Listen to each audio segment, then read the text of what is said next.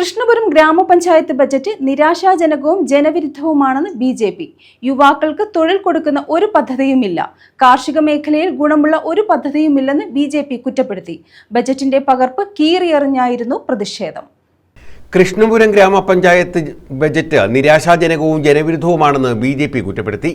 യുവാക്കൾക്ക് തൊഴിൽ നൽകാനോ കാർഷിക മേഖലയ്ക്ക് പ്രയോജനപ്രദമായതോ ഉള്ള പദ്ധതിയൊന്നുമില്ലെന്ന് ബി.ജെ.പി. നേതാക്കൾ പറഞ്ഞു.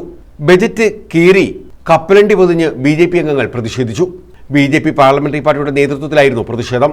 പാർലമെന്ററി പാർട്ടി ലീഡർ പാറയിൽ രാധാകൃഷ്ണൻ ഉദ്ഘാടനം ചെയ്തു.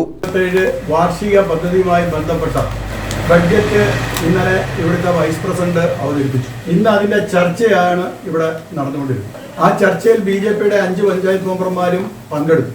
ആദ്യം തന്നെ ചർച്ചയിൽ ഈ ബഡ്ജറ്റിൽ പാവപ്പെട്ടവനെ സഹായിക്കാൻ യാതൊന്നുമില്ല, പട്ടിണി പാവങ്ങളെ സഹായിക്കാൻ യാതൊന്നുമില്ല, കാർഷിക മേഖലയിൽ ഒരു പൈസ പോലും വകയിരുത്തിയില്ല, അതുപോലെ വേണ്ടത്ര ജാഗ്രത ഈ കൃഷിയുമായി ബന്ധപ്പെട്ട് നടത്തിയിട്ടില്ല, പാവപ്പെട്ടവനെ സഹായിക്കാൻ യാതൊരു പദ്ധതിയില്ല, ഈ ഭൂമിയില്ലാത്തവന് ഭൂമി കൊടുക്കാൻ യാതൊരു പദ്ധതിയില്ല, വീടില്ലാത്തവന് വീട് കൊടുക്കാൻ ഉള്ള പദ്ധതിയുടെ പ്രോത്സാഹനം എന്ന നിലയിൽ യാതൊരു പദ്ധതിയുമില്ല.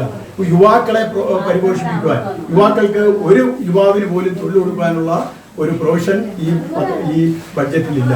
ഇതിൽ പ്രതിഷേധിച്ചുകൊണ്ട് ഈ ബഡ്ജറ്റ് പുസ്തകം കീറി ഞങ്ങൾ ഇത് കപ്പലണ്ടി പൊതിയാൻ മാത്രം കൊള്ളാവുന്ന തരത്തിലേക്ക് ഈ ബഡ്ജറ്റിനെ മാറ്റിയ ഈ ഭരണസമിതി രാജിവെക്കണം എന്ന് ആവശ്യപ്പെട്ടുകൊണ്ട് ഞങ്ങൾ ആ ബഡ്ജറ്റ് ചർച്ചയിൽ നിന്നും ബോയ്ക്കോട്ട് ചെയ്ത് വന്നിട്ടുള്ളതാണ്. ശരത് കുമാർ പാട്ടത്തിൽ, ഷീമ, രമ്യ, സുമിത എന്നിവർ പങ്കെടുത്തു. News bureau, Kayamkulam.